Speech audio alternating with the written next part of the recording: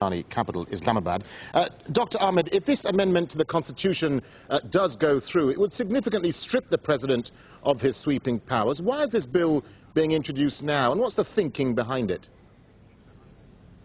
You see, it so happens that whenever Pakistan is under a military regime, the military regime, in order to perpetuate its hold over power, introduces many amendments in the Constitution, just as Ziaul Haq did back in the 1980s and Musharraf did during his tenure, which ended a couple of years ago.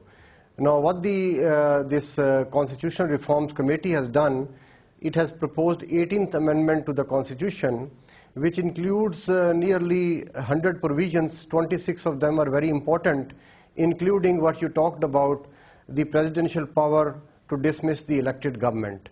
But this package actually is much more comprehensive. It goes beyond stripping the President of Pakistan of these arbitrary powers.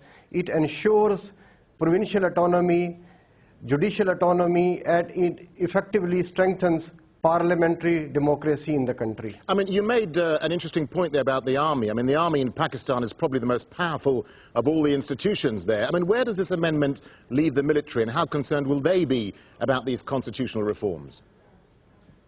You see, the military is currently fighting a counterinsurgency campaign in the tribal areas and the frontier province.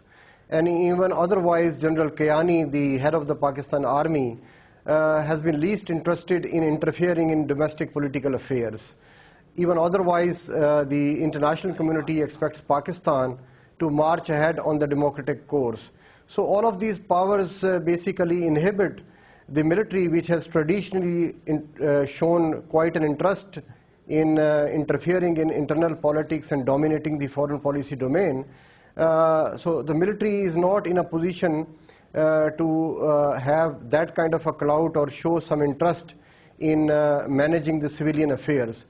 And the civilian government in the last 2 years has consistently advanced on strengthening federation, ensuring greater political autonomy to the provinces, and now ending the biggest irony in the political system of Pakistan, namely, the constitutionally Pakistan is a parliamentary democracy, but in a parliamentary democracy, president had greater powers. So these powers, including the powers to appoint 3 services chief of the Pakistan military, is being transferred now to the Prime Minister. This, as you say, this is very much an effort to cut presidential powers, but I mean, how much is it being seen as a major step towards democracy in Pakistan?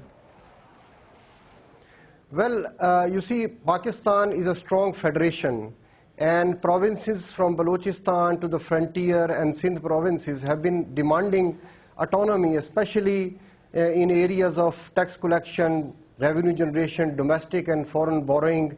So as part of this comprehensive reforms package, the concurrent list is being thrown away from the constitution.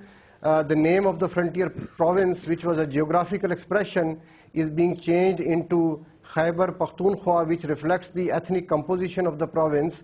So these are a host of measures, including the appointment of a judicial commission, which will appoint senior judges in the higher judiciary, and these will be recommended to the parliament. Before, it was the president, in consultation with the chief justice, deciding this matter. Let me ask you a final question. Is there any concern that this will give the prime minister too many sweeping political powers? You see, in a parliamentary system, the chief executive has to be the prime minister, not the president. So even if these powers are being transferred, I think it's a good omen, and it will contribute to the growth of democratic institutions in Pakistan. Okay, Dr. Ishtiaq Ahmed, thank you very much indeed for your time, sir.